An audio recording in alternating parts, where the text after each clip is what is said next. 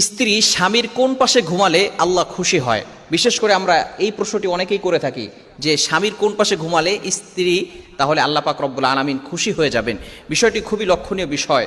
আম্মাজান আয়েশা রাদিয়াল্লাহু তাআলা আনহা নবীজি সাল্লাল্লাহু আলাইহি সাল্লামের কোন পাশে ঘুমিয়েছিলেন, আম্মাজান আয়েশা রাদিয়াল্লাহু তাআলা আনহা এই বিষয়গুলো কিন্তু আমাদেরকে জানিয়ে দিয়েছেন।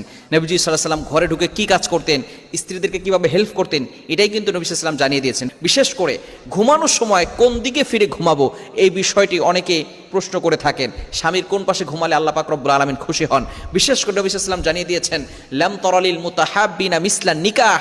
এই যে বিবাহ যখন সম্পাদিত হয় তখন এই যে নতুন বিবাহের ভিতরে একজন স্বামী স্ত্রীর যে মহব্বত, এটা নবী সাল্লাল্লাহু আলাইহি সাল্লাম বলছেন আমি অন্য কোথাও দেখি নাই।